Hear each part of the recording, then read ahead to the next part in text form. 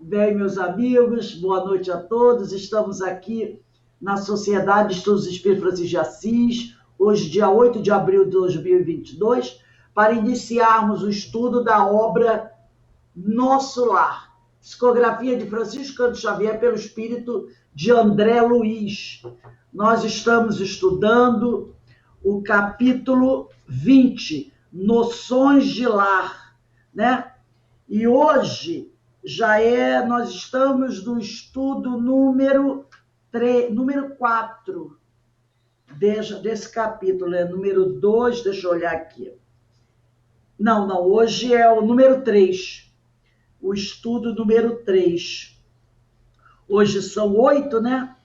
É o estudo número 3 do capítulo 20. Deixa eu só anotar aqui. Estudo número 3. É um capítulo muito interessante, que traz questões muito interessantes para todos nós. Vamos fazer uma prece, agradecendo a Deus, agradecendo a Jesus, os amigos espirituais, que nos permitem participar desses estudos, conhecer um pouco mais essa doutrina, conhecer os aspectos da mediunidade, os aspectos evangélicos, filosóficos dessa doutrina maravilhosa, conhecer um pouco do mundo espiritual, dessa erraticidade onde tantos espíritos se encontram, e receber as orientações desses grandes orientadores espirituais que nos auxiliam na nossa caminhada, na nossa encarnação. Então, sempre agradecendo a Deus por essa bênção que Ele concede a cada um de nós. Que possamos aproveitar bem estas oportunidades. Obrigado, Senhor. Bem, eu vou ler, vou começar aqui do parágrafo anterior, de onde nós paramos, que diz assim: que fazer, porém, meu amigo, replicou a bondosa senhora, que é a dona Laura, mãe do Lísias.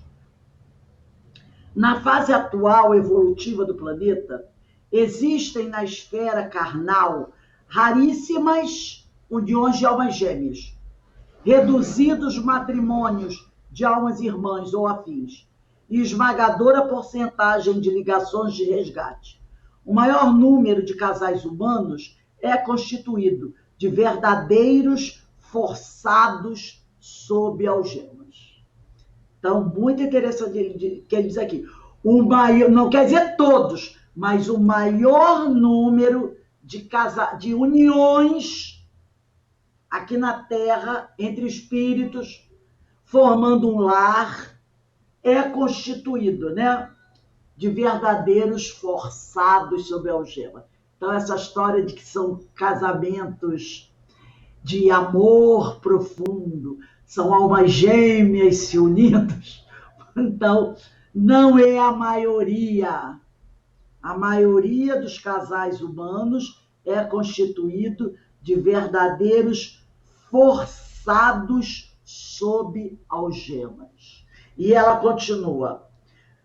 Aí diz André Luiz agora, né? Procurando retomar o fio das considerações sugeridas por minha pergunta inicial, continuou a genitora de Lísias. As almas femininas não podem permanecer inativas aqui. Então, ela vai trazer para a gente uma série de observações. Mas antes de avançarmos, eu vou compartilhar aqui o ecrã.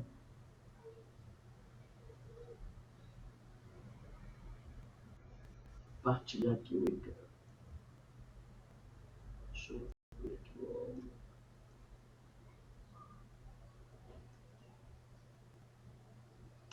Então, quando ela diz aqui, né?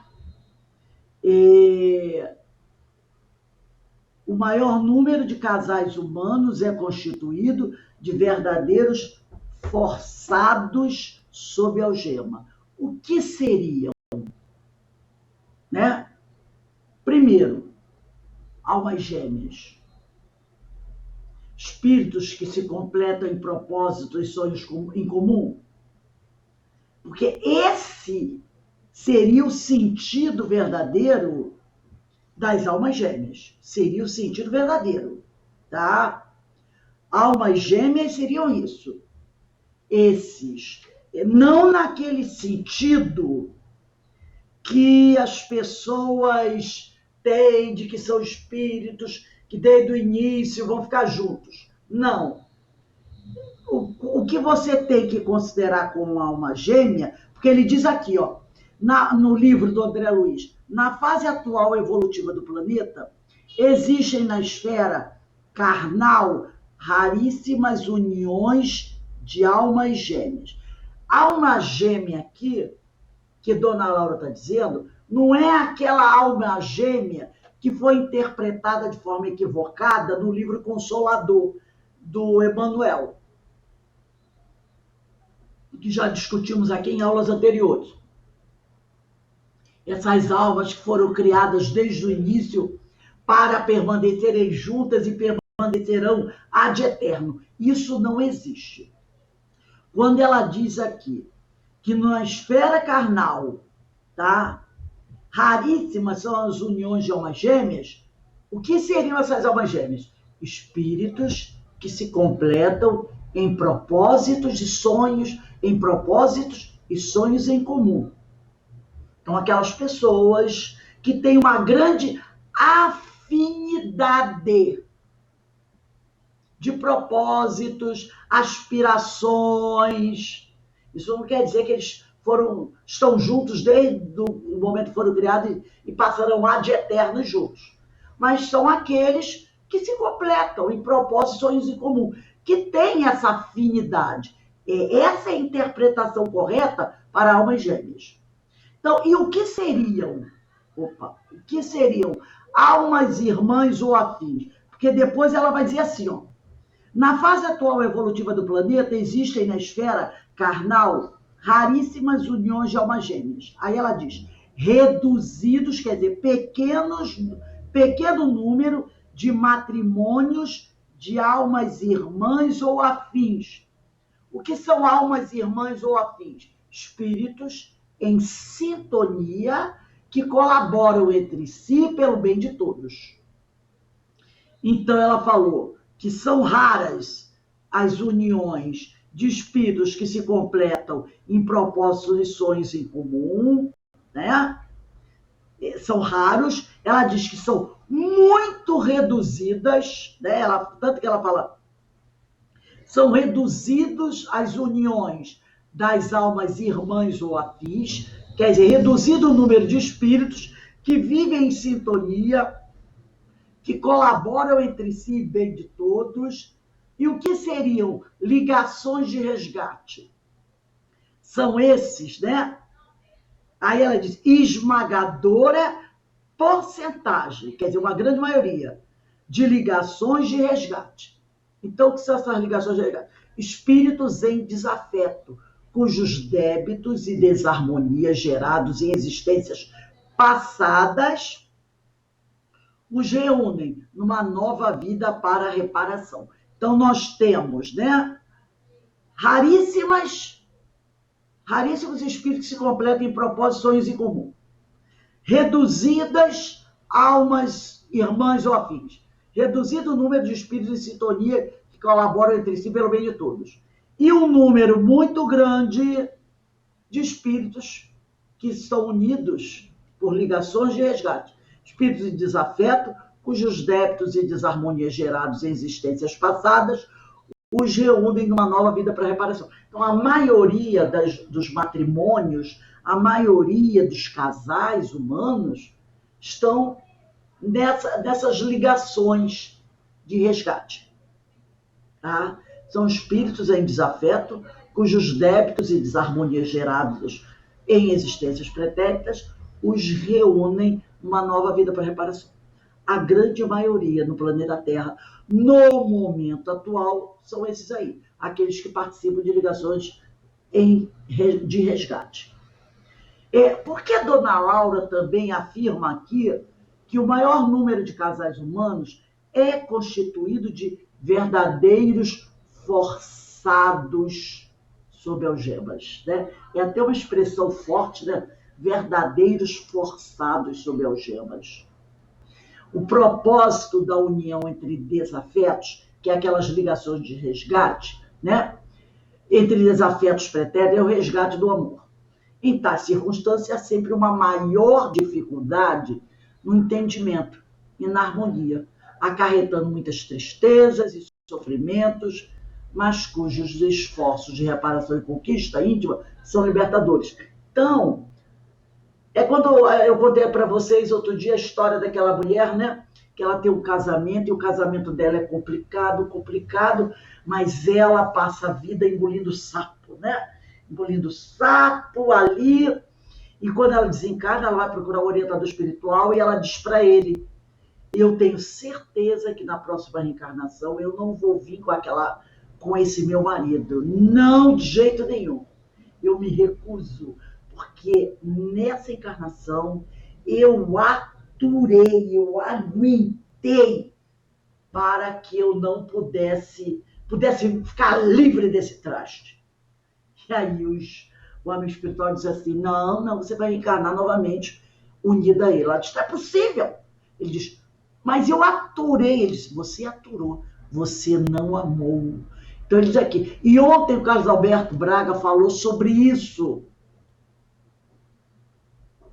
na nossa palestra do primeiro painel espírita, quando ele fala da reconciliação. Vocês estão lembrados, né? Ele falou sobre isso. Reconciliação, o tema do primeiro painel espírita foi reconciliação, instrumento para a conquista da serenidade interior. E ele falou sobre isso, sobre o resgate do amor. Então, em tais circunstâncias, nessas ligações de resgate, há sempre uma maior dificuldade no entendimento e na harmonia, acarretando muitas tristezas e sofrimentos naquela relação, naquele lar, naquele matrimônio, mas cujos esforços de reparação e conquista íntima são libertadores. Quando a pessoa consegue amar verdadeiramente aquele indivíduo, sendo como ele é, e repare, quando a gente diz amar, não quer dizer que a criatura, vamos dizer que a pessoa tem um relacionamento violento dentro do lar, né? Baseado em agressões verbais, físicas. E quem está dizendo que você terá que viver sob aquela violência para o resto da vida para poder dizer que você está amando aquela criatura? Não é isso que estamos dizendo. Há uma necessidade, de repente, de se estabelecer um afastamento, sim, por amor à própria vida. Porque se a criatura continuar ao lado daquela outra alma violenta, ela pode ser vítima de um feminicídio, não é? Ou então, ao contrário, se o violento for a mulher, o homem pode se tornar também uma vítima da violência do outro, vamos dizer assim, ou da outra. Então, é preciso um afastamento. Aí nós temos o divórcio, né? Que a lei civil humana concede ao casal. Agora, não é porque a criatura te feriu, te agrediu, te maltratou verbalmente, fisicamente, que você se afastou dela, que você terá que odiá-la, carregar aquele ódio, aquela mágoa por ela pro resto da vida. Entendeu? O Senhor não pede isso a ninguém. Tanto que ele diz assim, quando ele fala do amor aos inimigos, está no Evangelho, né? Ele fala sobre isso, o amor ao inimigo. Eu vou até dar uma olhadinha aqui no Evangelho para a gente ler, porque a gente entende, né? Nós entendemos quando a criatura está sofrendo a violência, a criatura está passando por aquela situação difícil e normalmente a pessoa que se desliga de uma relação dessa, ela odeia, ela sai passando, sabe, aquela situação toda difícil, com aquele espírito, né? E aí a pessoa vai dizer para ele, ela vai dizer muitas vezes para a gente, você que quer que eu ame, né? Que eu ame essa criatura que sempre me fez mal, que sempre me machucou, como é que eu vou amar, né? Uma criatura como essa que sempre me fez mal. E aí a gente está aqui, Evangelho segundo o Espiritismo, capítulo 12, amai os vossos inimigos.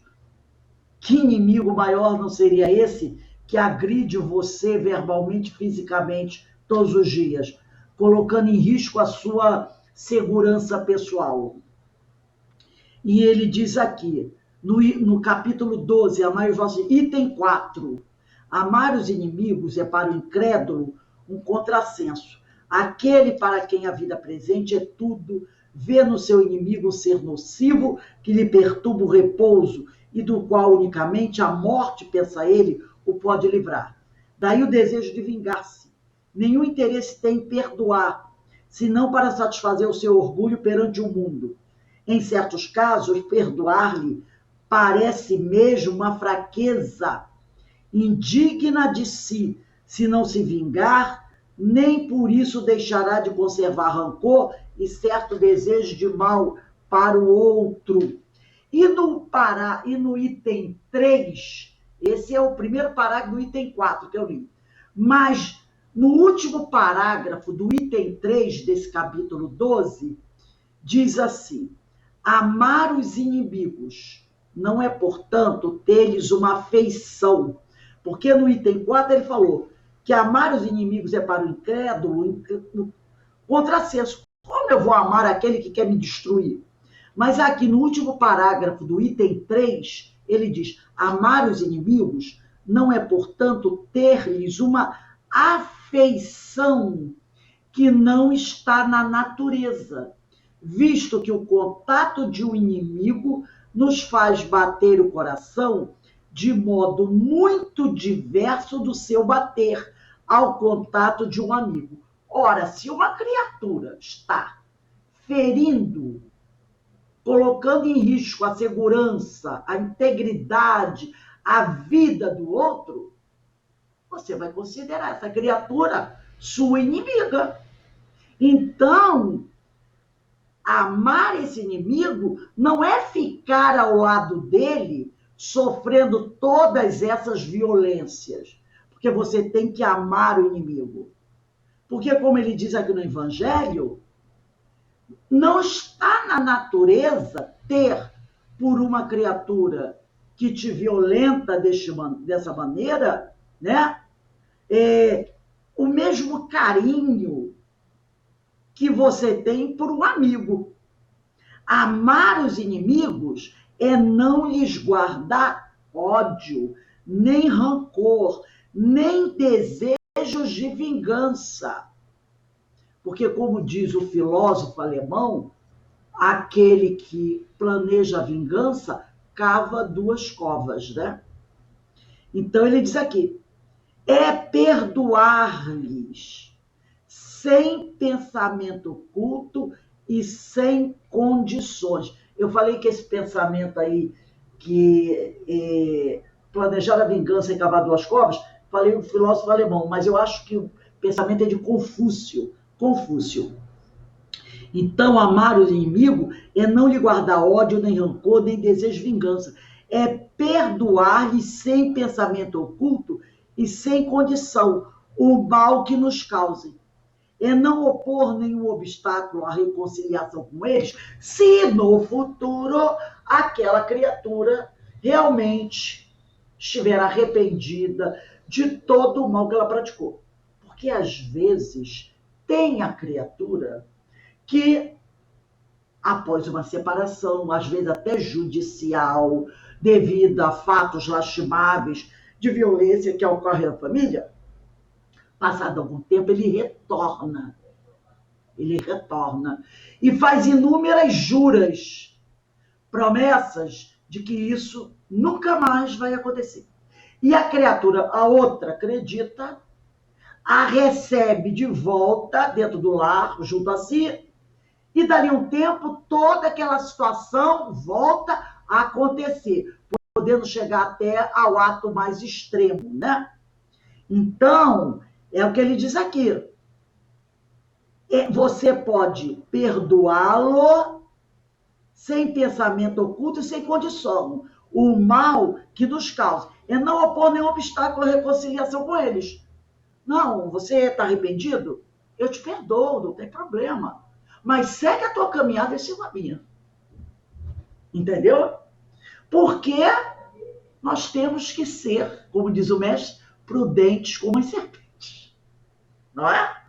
Temos que ser prudentes. Será que aquele pequeno tempo foi suficiente para aquela criatura verdadeiramente se arrepender e buscar essa renovação? Aí você pergunta, fez alguma terapia? Não. Abraçou alguma religião que proporcionou a ele essa caída em si próprio, esse olhar para dentro? Assim? Não, continuou vivendo a mesma vida adiante. Então, como é que essa mudança aconteceu? A gente tem que ser prudente. Então, você pode, se não, tudo bem, eu lhe perdoo. Mas segue aí o seu caminho. E fica atento, não é? Então, ele diz aqui, é não opor nenhum obstáculo à reconciliação com eles, é desejar-lhes o bem e não o mal. É experimentar júbilo em vez de pesar com o bem que lhes adivinha. É socorrê-los em se apresentando ocasião, uma verdadeira necessidade. Né? E aí ele continua, é abster-se, quer por palavras, quer por atos, de tudo o que os possa prejudicar. É finalmente retribuir sempre o mal com o bem, sem a intenção de os humilhar. Quem assim procede, preenche as condições do mandamento. Amai os vossos inimigos. Então, como nós falamos antes, ninguém está pedindo para deixar que o outro ponha a corda no seu pescoço. Tá? Então, é a pessoa, não, eu perdoo, mas segue o seu caminho.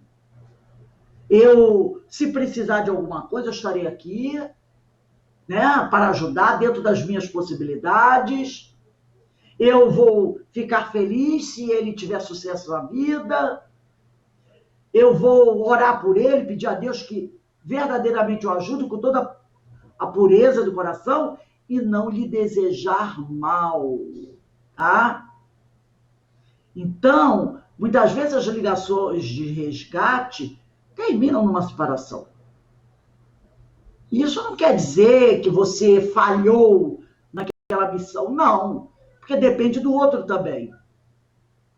Mas você pode, ao se separar daquela criatura que estava trazendo muita dor para você, porque ficou incompatível continuar vivendo, você não precisa tê-la como um inimigo a ser destruído. É sobre isso que ele fala, né? Então, quando a pessoa busca esses esforços de reparação e conquista íntima, ela se sente livre.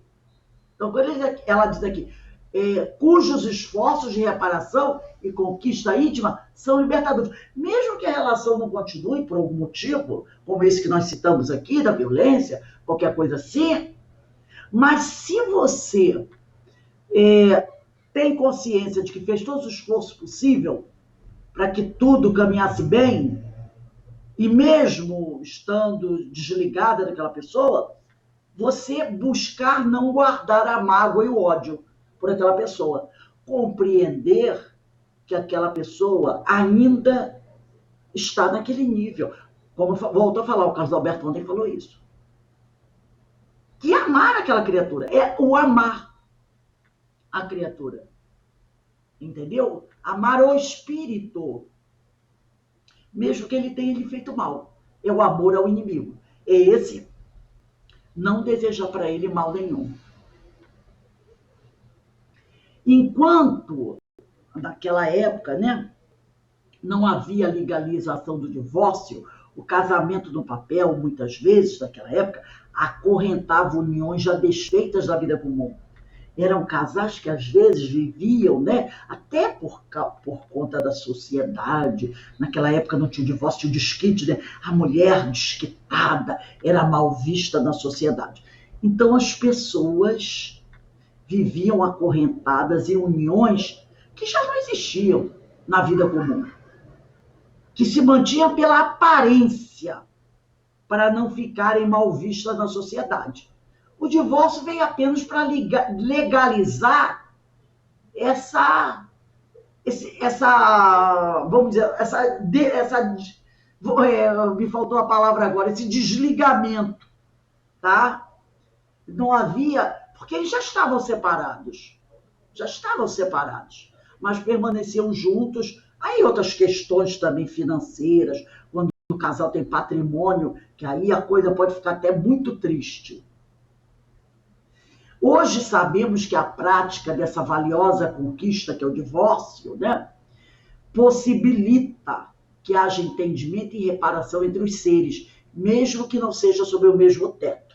Então, pelo menos dá uma dignidade às pessoas.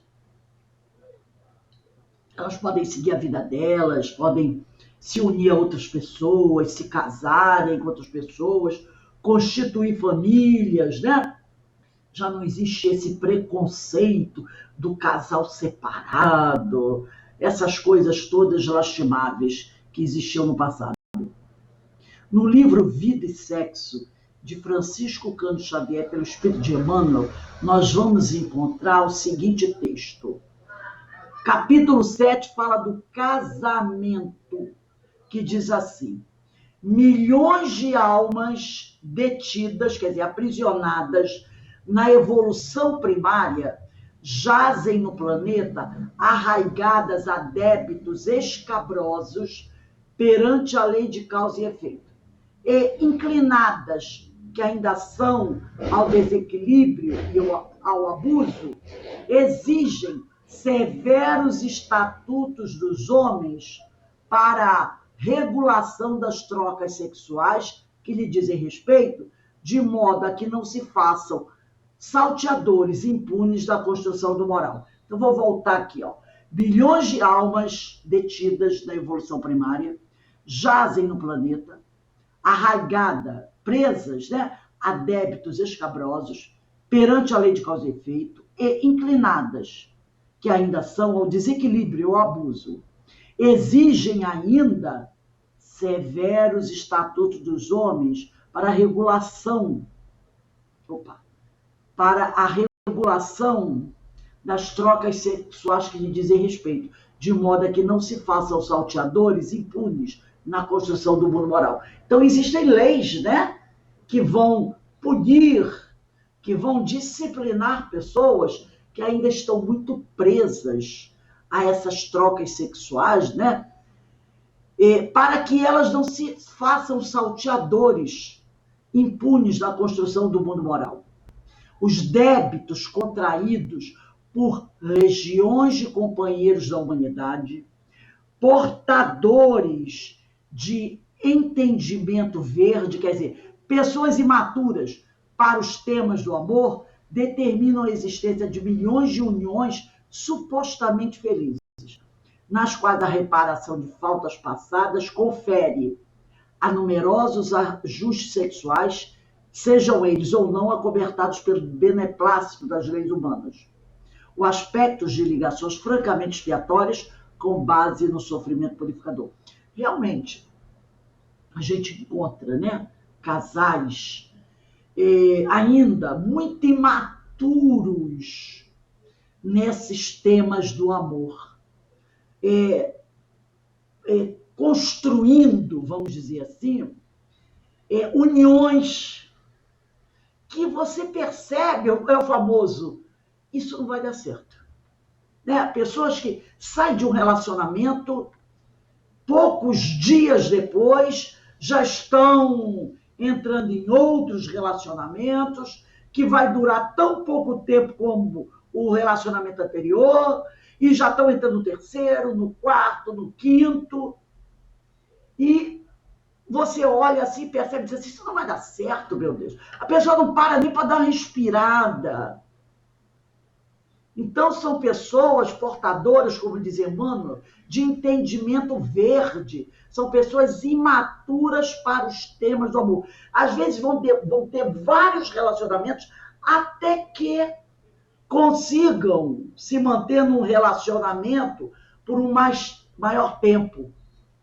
Né? E aí ele diz, determinam a existência de milhões de uniões supostamente felizes, nas quais a reparação de faltas passadas confere, quer dizer, exige a numerosos ajustes sexuais, sejam eles ou não acobertados pelo beneplácito das leis humanas, que de certa forma, né, acoberta essas relações, o aspecto de ligações francamente expiatórias com base no sofrimento purificador.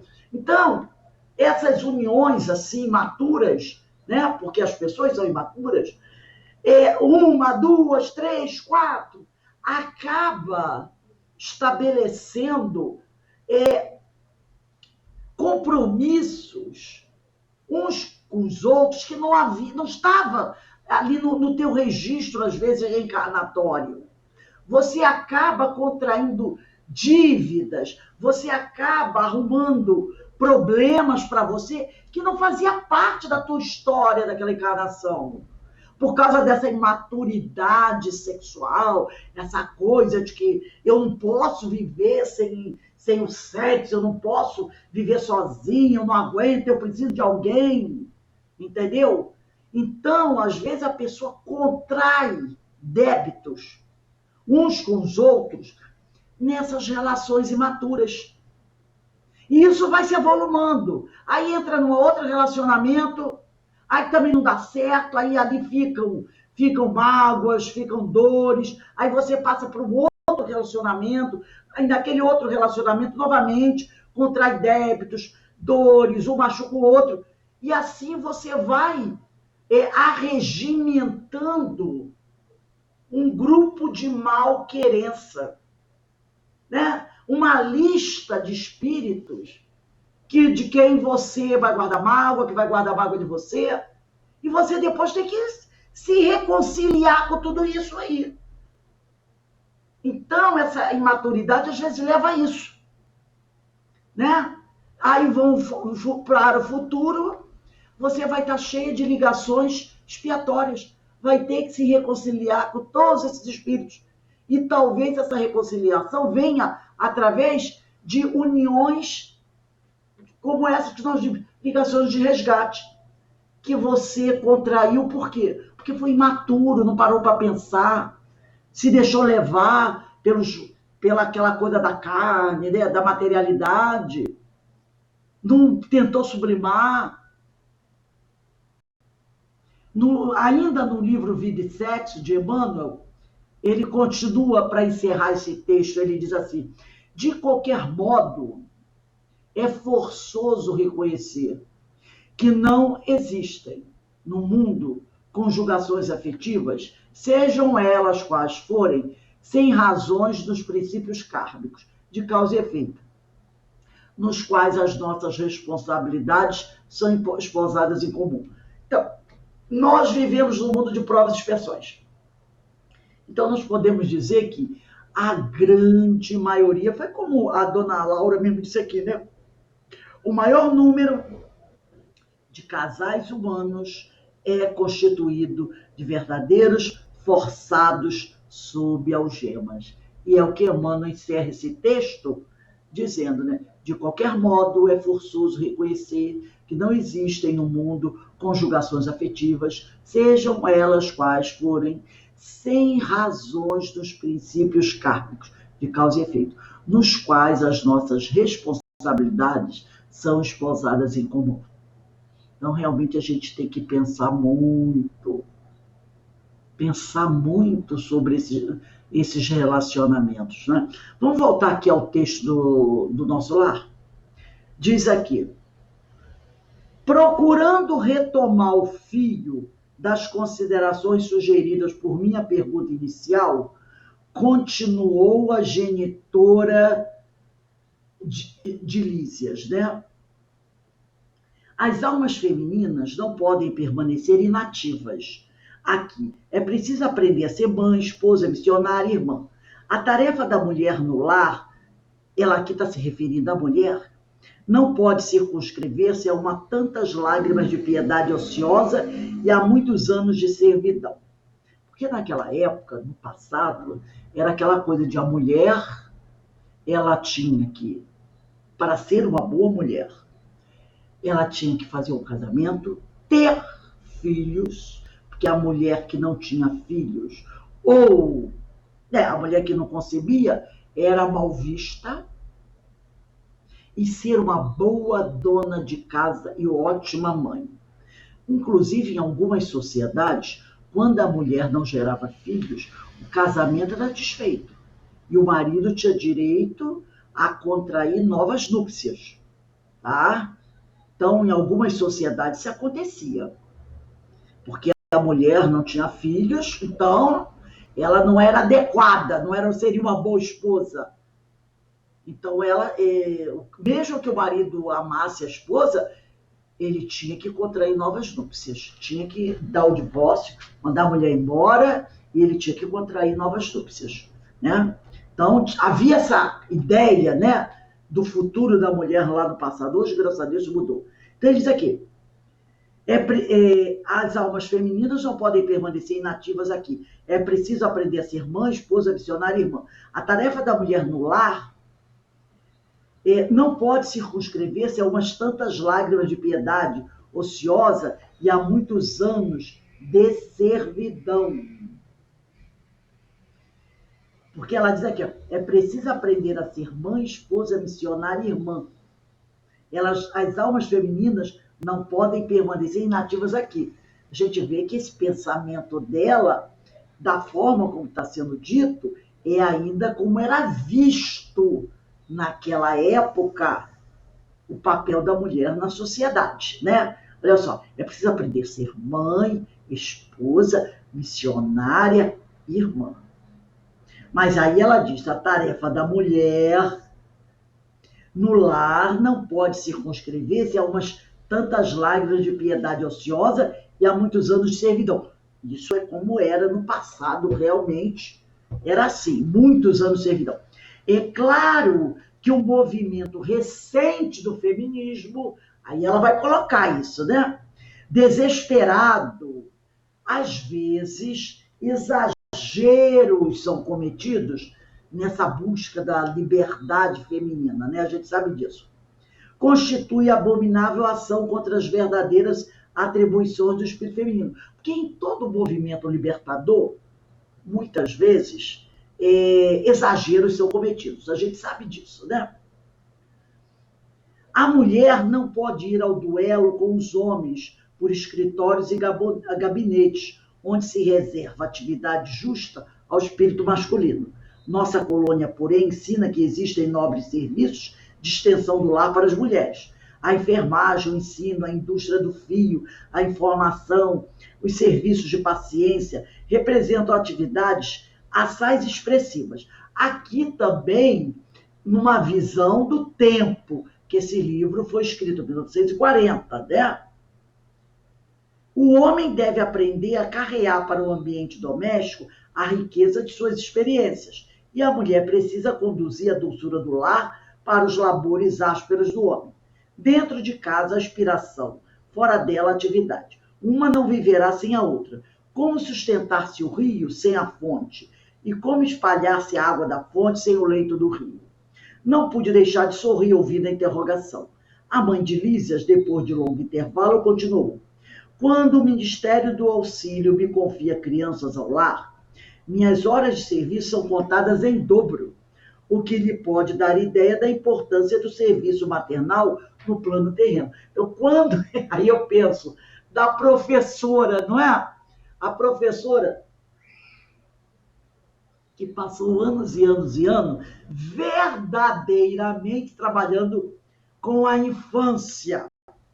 Então, ela diz aqui, quando ela, do Ministério do Auxílio, recebe crianças para cuidar, as horas de serviço dela são contadas em dobro, o que lhe dá a importância do serviço maternal no plano terreno.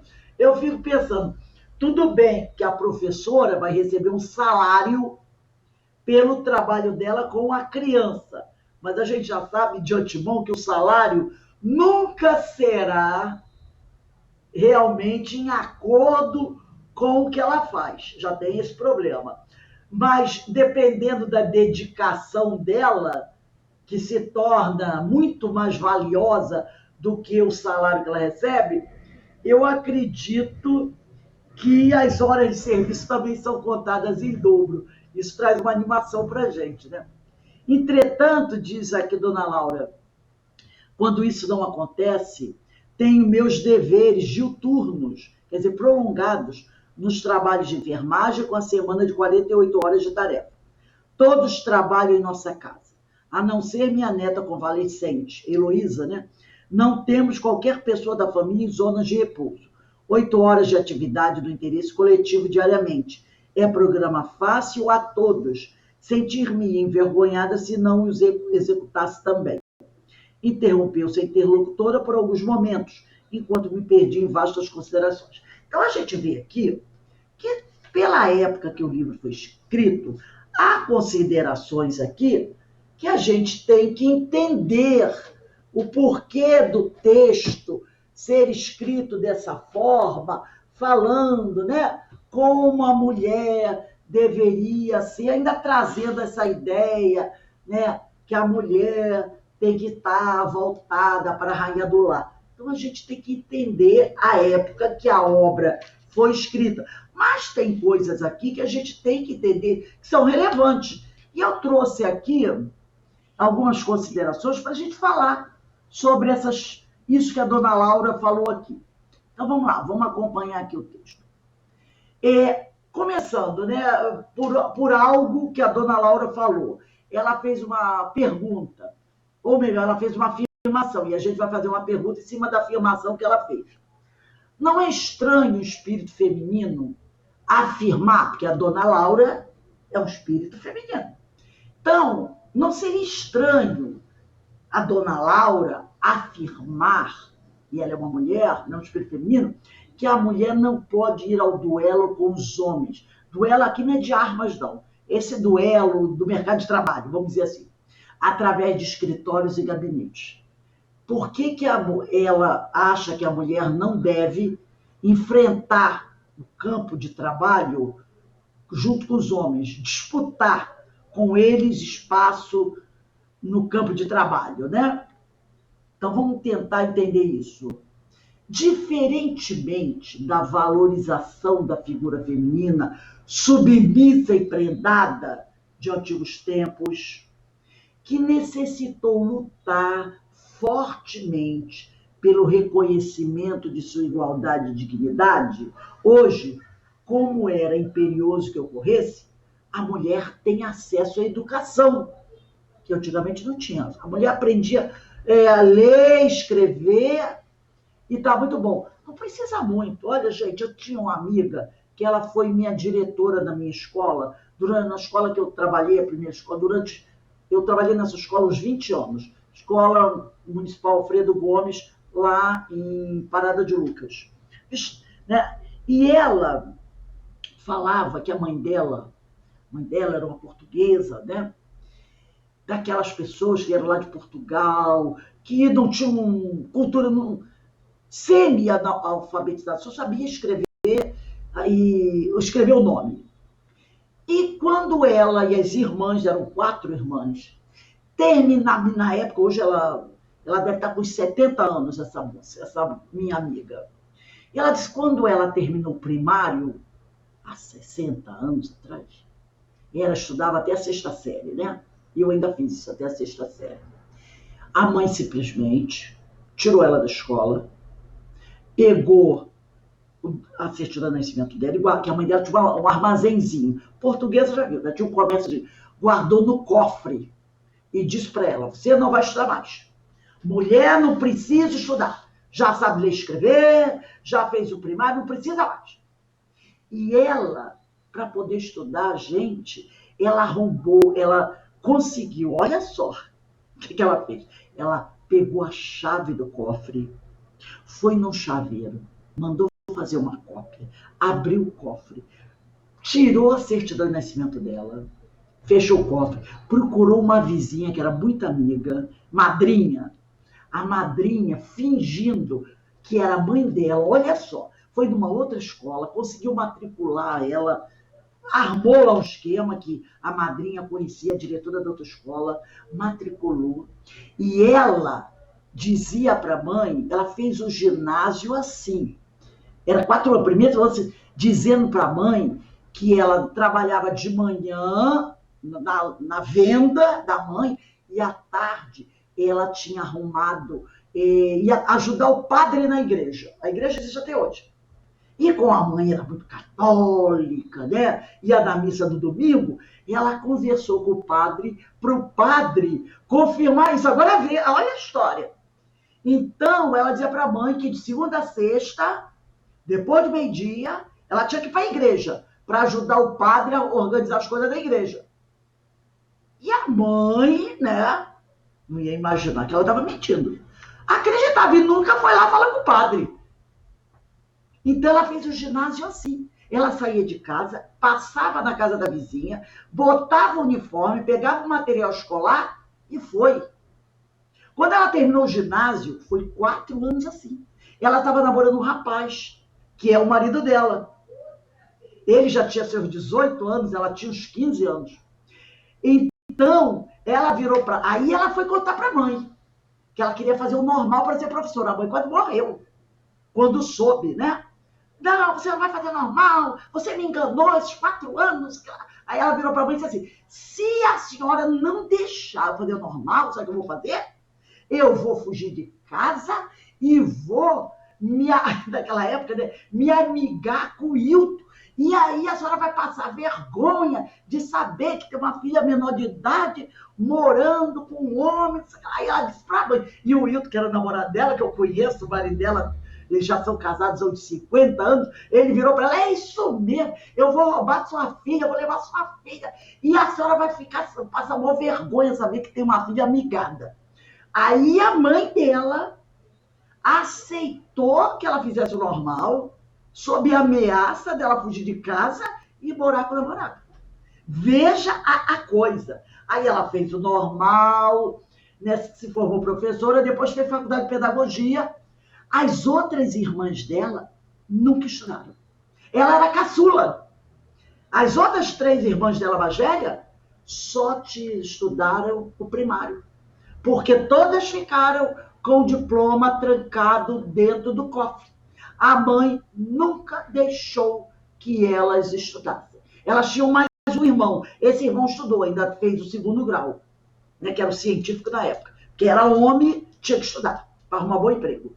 Mas as mulheres não. Porque ela dizia, não, vai trabalhar aqui no armazém, depois casa e vai cuidar dos filhos, não tem que estudar. Então, assim que a mãe dela pensava. E ela só estudou porque ela armou todo esse circo. Agora, as outras irmãs não tiveram essa esperteza dela, né? E ficaram sem acesso à educação. Porque a mãe não deixou. Era a cultura daquela época, né? Hoje, não. A mulher tem acesso à educação. Direitos assegurados da legislação, importante competitividade no mercado de trabalho. E isso, com o tempo, ela vai conquistando, como ela é dito aqui, sem que lhe seja necessário o duelo com os homens, mas sim a conquista legítima de espaços na sociedade. Porque, às vezes, a mulher, ela quer muito o espaço dela, e ela quer e merece, porque ela é um espírito. Mas não adianta ela buscar isso com essa questão dessa violência, porque ela vai acabar se ferindo, entendeu? Muita vez, não, eu tenho. E aí ela entra nessa luta que gera ódio, revolta e outras coisas mais. Com o tempo, a gente sabe, gente, também, que a natureza não dá salto. A sociedade não vai mudar a sua visão de hoje para amanhã. Tem tanta coisa ainda que a gente vê acontecer na sociedade. Com o idoso, é a mesma coisa. Ou não é? Lá do passado, a pessoa chegava aos 40, 50 anos, estava morto para a vida. Hoje, você vê pessoas de 50 anos planejando fazer o Enem para cursar a faculdade. Mas tem pessoas que olham a meio atravessado. Que esse cara vai entrar na faculdade agora com 50, 60 anos? Será que ele está pensando que quando ele tiver com 65, ele vai procurar emprego? Tem pessoas que pensam assim. E como é difícil também para o idoso o mercado de trabalho. Porque muitas vezes a pessoa está numa empresa trabalhando muito tempo, aí quando vai chegando aos 50, às vezes até próximo de se aposentar, é mandada embora. Outras vezes a pessoa está desempregada, tem um bom currículo, aí coloca o currículo nas empresas, muitas vezes ela é preterida. Por quê? Por causa da idade. Então não é só a mulher que enfrenta esses obstáculos na área de trabalho. O idoso também, seja ele homem ou mulher. Depois dos 50, como é difícil o mercado de trabalho. Então a gente percebe que é difícil para muitos grupos. O jovem também, o primeiro emprego. Como é difícil o primeiro emprego para o jovem. Porque normalmente a empresa quer o quê? Experiência. Ora, mas é o primeiro emprego dele. Agora, se essas pessoas partirem para o mercado de trabalho querendo duelar, não só com os homens, no caso da mulher, mas com os mais experientes, com aqueles que estão inseridos no mercado de trabalho já bem colocados ali, vai ser complicado. Vai ser complicado, né? Então é preciso buscar a sua conquista legítima de espaço na sociedade, mas sem desesperar. Porque não é só a mulher que sofre esses preconceitos. O jovem sofre, e como a gente vê jovem querendo o primeiro emprego, e muitas vezes não consegue, se desvia para outro campo. E o idoso também, que precisa trabalhar, até por questão de sustentar uma família, por questão de autoestima, como também ele encontra dificuldade. E a mulher. Então a gente vê que tem que ter um certo equilíbrio, né? Sabemos que também que o movimento feminista provocou novos pensamentos e costumes no mundo, conquistando progressivamente os direitos à liberdade que as mulheres tanto almejavam. No entanto, há de se conciliar esse avanço com o papel materno que lhe é próprio na sociedade familiar. No caso da mulher, você tem uma família, você tem filhos, você quer ir para o mercado de trabalho. É preciso conciliar isso. Conversar com o marido, né? Buscar dividir os cuidados com a prole, creches, uma série de coisas. Não é possível você partir para esse mercado e abandonar a família que você fez a opção de ter, né? Você fez. Tem casais, por exemplo, que decidem ter filhos só já depois dos 30, 35, quando eles já estão consolidados no mercado de trabalho. Porque se você faz isso antes, tem que se respeitar. Existem crianças ali. Você não pode abandonar a educação daqueles espíritos que estão sob a sua responsabilidade. Então é preciso pensar bem essa questão. No livro Encontro com a Paz e a Saúde, do Divaldo Pereira Franco, pelo espírito de Joana de Ângeles, nós vamos encontrar a seguinte referência. Capítulo 4, ela fala sobre feminismo. Encontro com a Paz e a Saúde. Na segunda metade do século passado, lá pelos anos 1950, quando da superação de muitos dos preconceitos ancestrais em várias áreas do comportamento humano, o que sempre gerou dificuldades nos relacionamentos, esses preconceitos ancestrais, né? Sempre gerou dificuldade nos relacionamentos, e graves conflitos psicológicos, ergueu-se a bandeira dos direitos da mulher, nos anos 50 e nos anos 60. abruptamente, enfrentando as antiquadas discriminações, torpes, desprezíveis no seu conteúdo e cruéis na sua aplicação, exigindo leis e oportunidades justas para todos os cidadãos. Nós tivemos no início do século XX a conquista do direito ao voto feminino, né? As sufragistas, o que aquelas mulheres enfrentaram? Foi uma luta duríssima. Quem quiser conhecer isso, veja o filme As Sufragistas. Tem livros contando sobre isso. Foi coisas assim que você olha, quando você diz, meu Deus, eu não acredito. E tudo isso gerou graves conflitos psicológicos para aqueles espíritos. E desde essa época, né, a mulher vem lutando para que ela possa ser reconhecida como igual na sociedade, né? Enfrentou essas antiquadas discriminações no seu conteúdo e cruéis, inclusive, na sua aplicação, exigindo leis e oportunidades justas para todos os cidadãos. Gente, isso não é uma coisa do passado, não. Nos anos 80, eu não tenho certeza se é a Suécia ou a Suíça, eu acho que é a Suíça, a mulher ainda precisa, para trabalhar, olha, Suíça, acho que é Suíça, sim. Nos anos 80, a mulher ainda precisava pedir autorização do marido para trabalhar. Na Europa, isso já não acontecia no Brasil. Porque pelos anos 80, a mulher estava indo ao campo de trabalho tranquilamente. Mas lá na Europa, em alguns países, a mulher, nos anos 80, precisava ainda pedir permissão ao marido para trabalhar. Olha só que absurdo. Lentamente, como sempre ocorre, e realmente essas transformações são lentas, do exagero surgiram os reais propósitos de valorização da mulher. Sim, como nós falamos, né? Todo movimento de libertação sempre tem, às vezes, alguns exageros, alguns extremos, né? Que não são adequados. Mas é aquela coisa, né? A pessoa vai lá do 8 a 800, aí depois vem para o equilíbrio, aponta para o meio, né? Então, desses exageros todos, surgiram os reais propósitos de valorização da mulher, abrindo-se-lhe portas de acesso a trabalhos e atividades, antes reservados somente aos homens, nos quais foram demonstrados os valores e as habilidades elevados do sexo feminino, competindo em qualidade com o masculino. Então, foi se percebendo que as mulheres eram tão bem preparadas e capacitadas para exercer atividades que antes eram destinadas só aos homens. Como se pode, é uma pergunta que a gente faz, conciliar no lar essas duas potências, feminina e masculina, sem prejuízo para os filhos, para a família? Como conciliar isso aí? Que é uma pergunta que todo mundo faz. Como é que a gente vai fazer?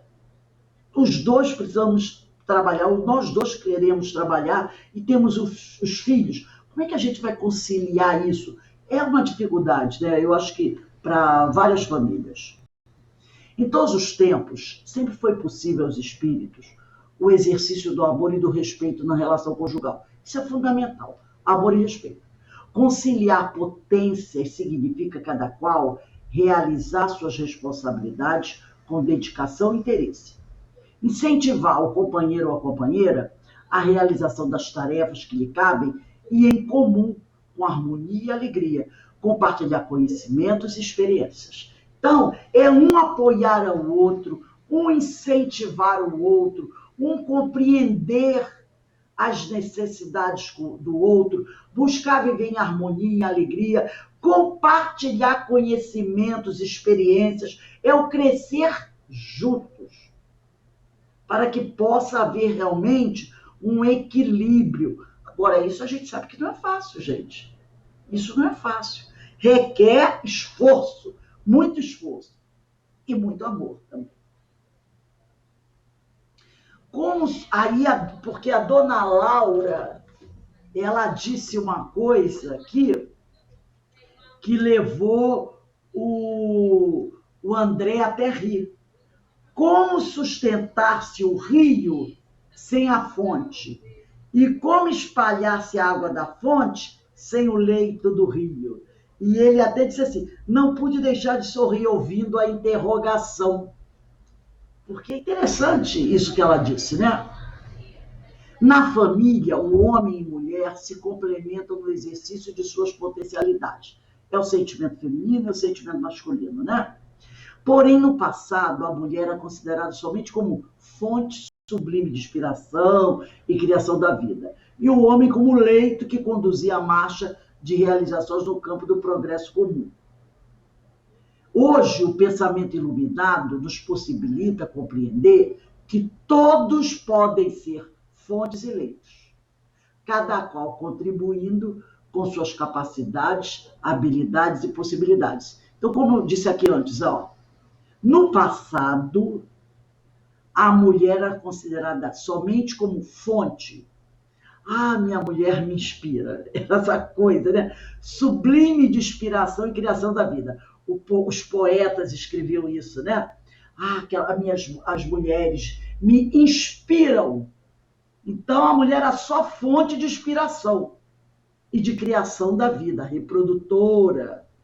E o homem era o leito, o leito é por onde a água passa, né? A água do rio passa, né? Era o leito que conduzia a marcha de realizações no campo do progresso comum. Então, para a mulher, cabia ser apenas uma sublime inspiração e criação de vida.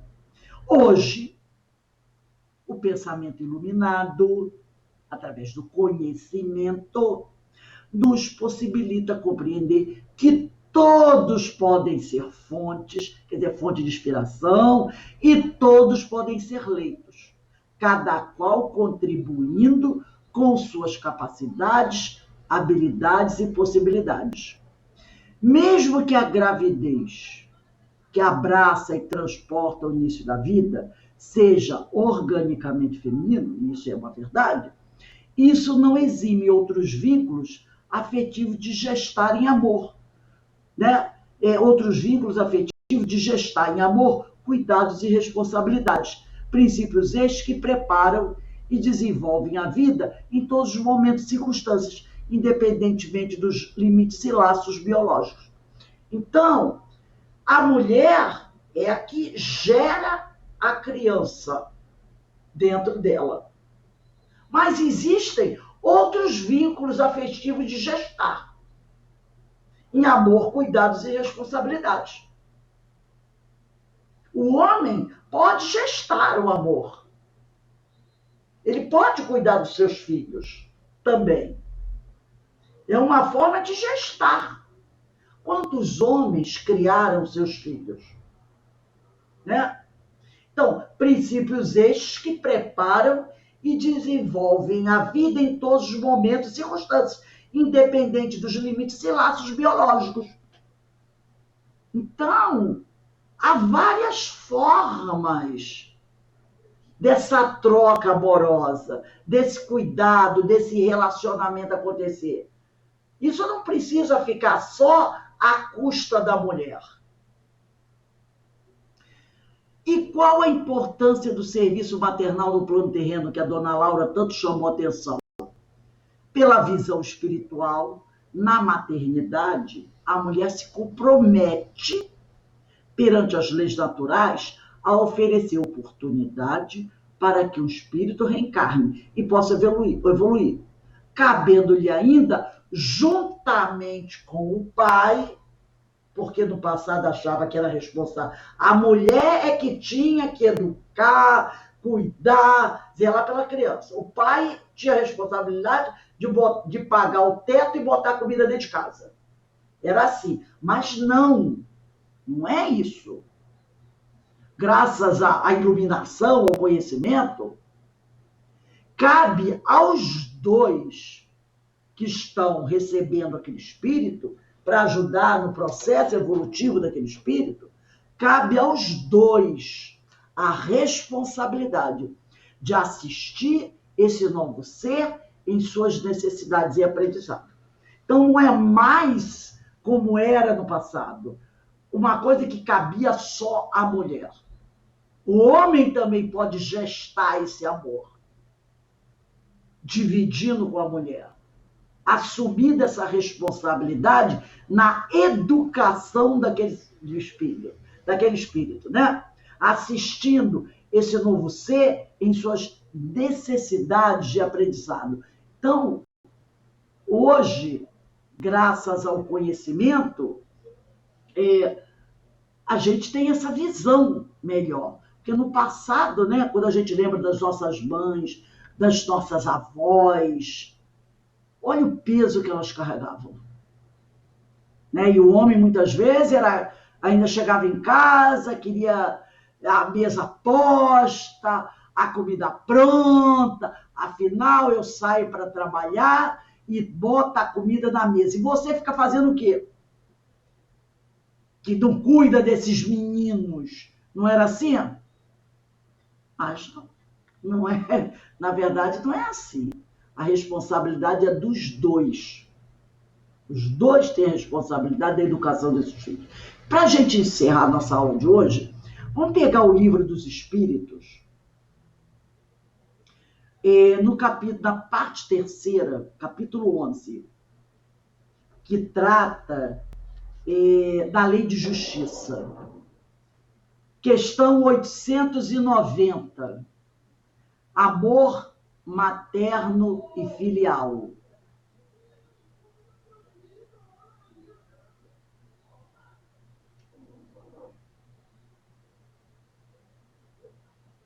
Deixa eu só confirmar uma coisa aqui.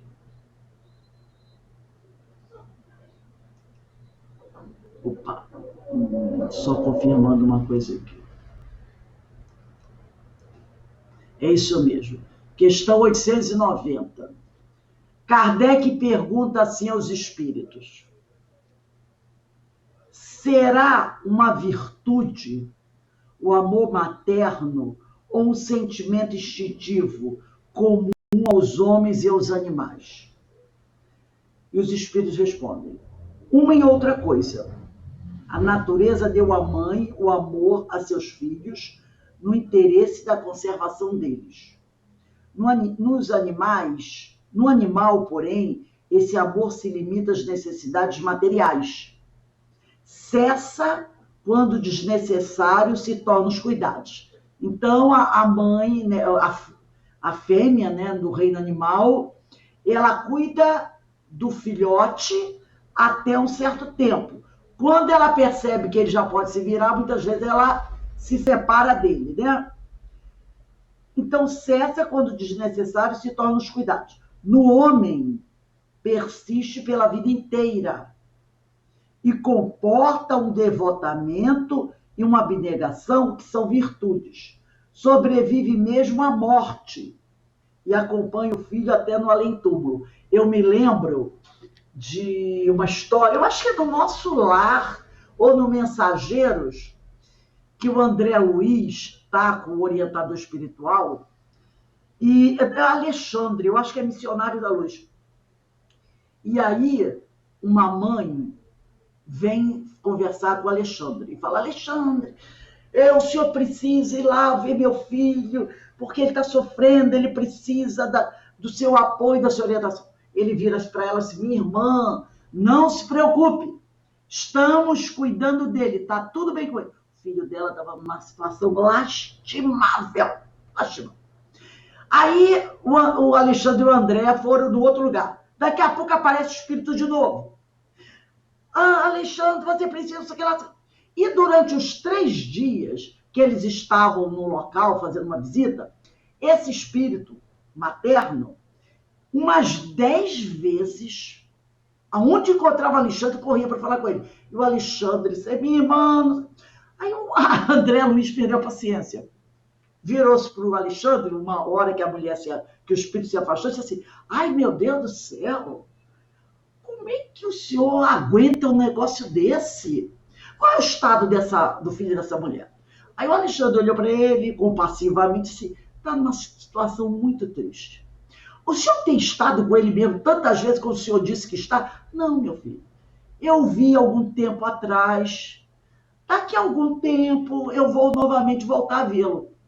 Então por que o senhor fica falando para ela que o senhor vê ele toda hora? E será que não dá para o senhor dar... Ele quis dizer mais ou menos assim, um passa fora nela, porque essa mulher toda hora perturbando. Aí o Alexandre olhou para ele compassivamente e disse assim: Alexandre, ela é mãe. Aí o André deu aquela engolida em seco. Ele disse: Alexandre, André, ela é mãe. E a resposta: ela é mãe.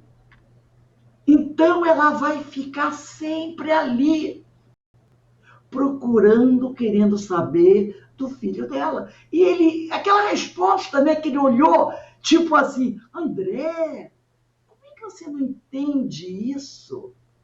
Ela é mãe. Foi a resposta dela: André, meu filho, ela é mãe. Uma resposta simples, mas tão profunda, né? Então ele diz aqui, ó.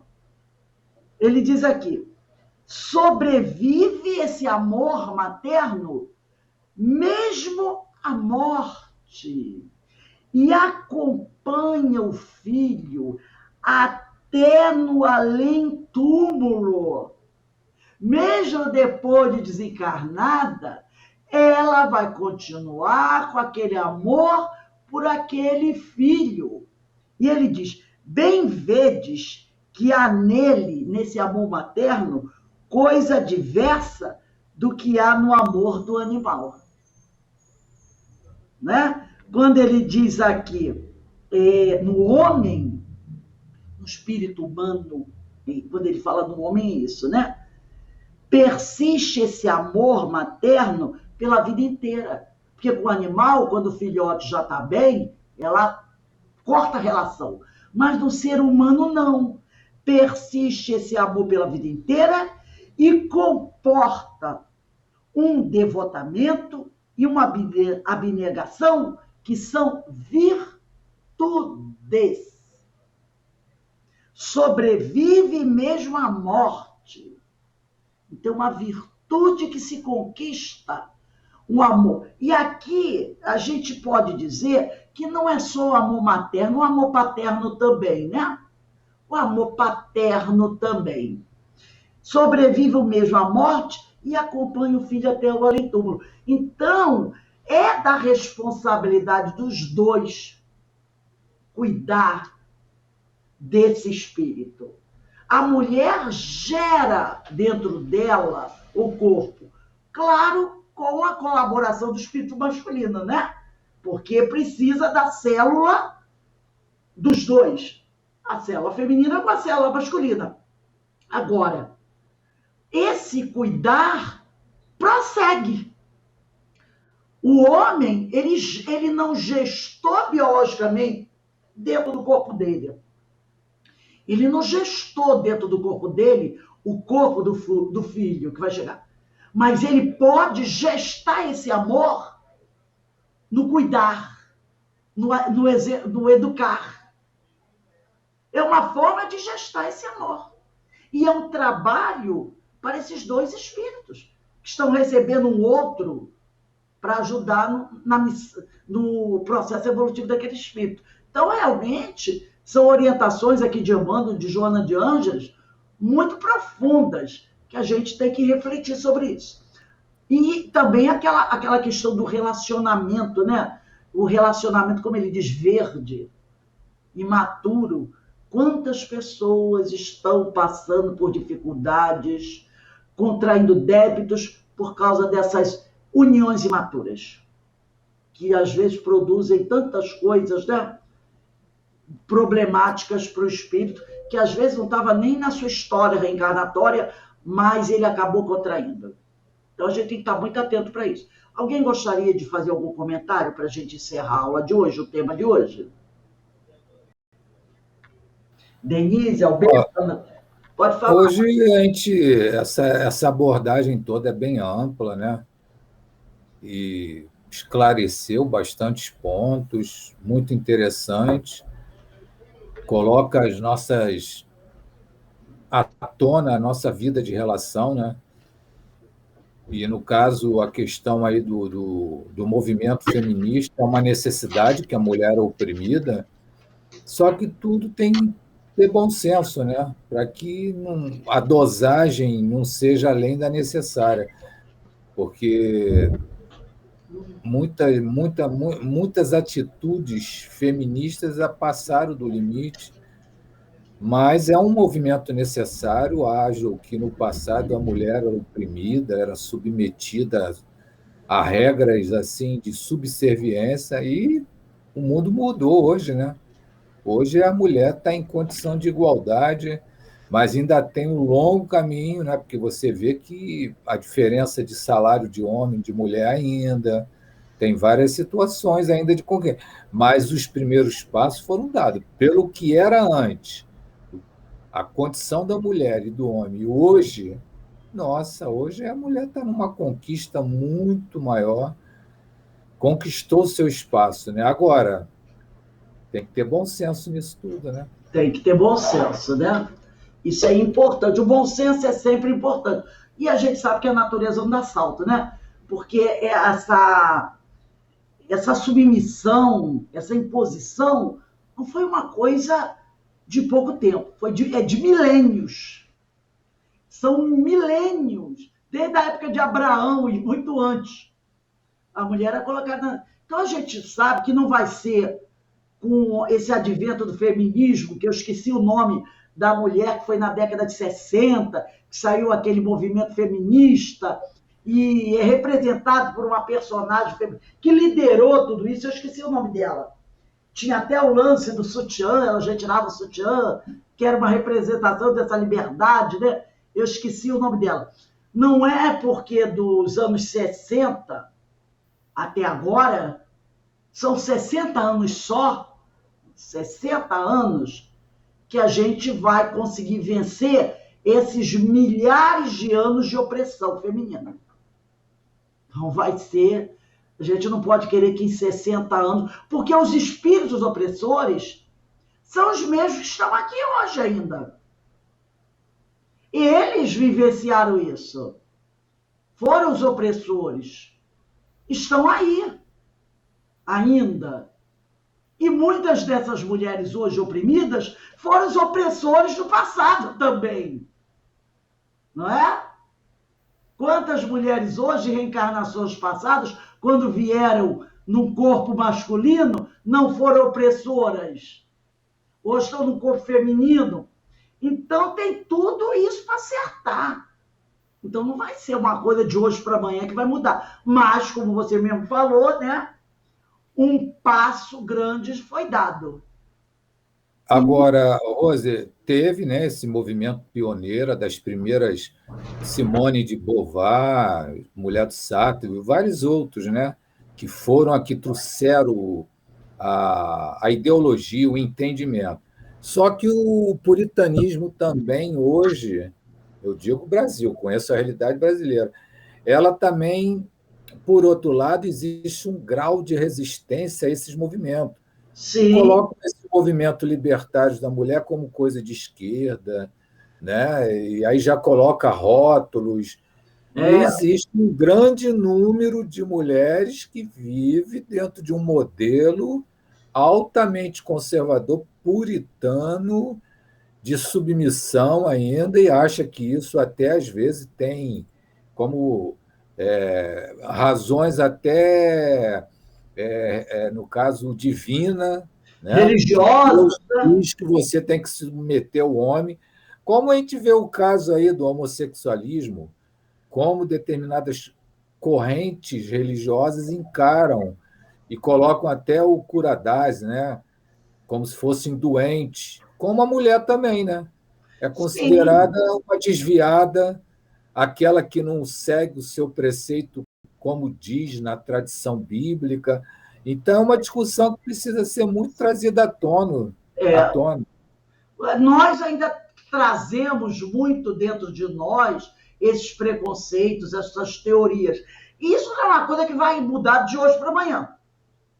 É preciso primeiro falar sobre isso, e você vê que a doutrina, ela nos oportuniza isso, conversar sobre isso. Você vê esse trecho aí do Nosso Lar, um livro escrito na década de 40, que ainda traz esse conceito, mas a gente pode conversar sobre isso, explicar, lembrar que era aquela visão ainda tradicional daquela época, mas que espírito como a Joana já vem discutindo, já vem falando, colocando, sempre com bom senso, com equilíbrio, e sem ficar naquela coisa exacerbada que tem que fazer de qualquer maneira. Não adianta, não é por aí.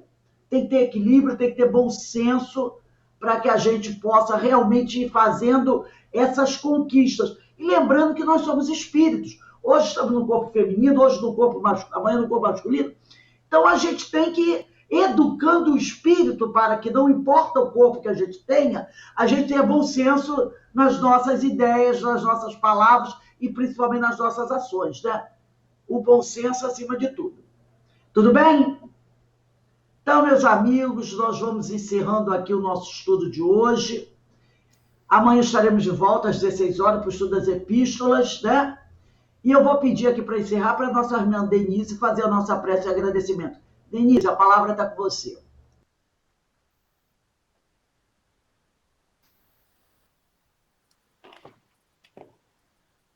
Estando gratos, Senhor, muito gratos por esses esclarecimentos, por essas posições, embora muitos de nós já saibamos, falta ainda as reflexões, as discussões sobre essas diferenças. Muitos de nós não se considera como espírito. E sabendo que o espírito não tem sexo e o espírito necessita das experiências diversas para poder completar o seu ser, para poder desenvolver os seus sentimentos, agradecemos, Senhor, essa oportunidade de reflexão. Muitos de nós que aqui estamos no estudo já temos uma ideia diferenciada, porque desde nosso Mestre Jesus, que fazia afirmações, fazia a pessoa refletir sobre o papel do ser humano na sociedade. Já tomava a mulher como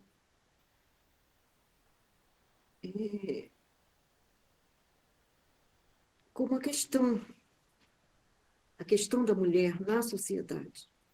Já fazia a defesa, porque o que importa é o ser humano.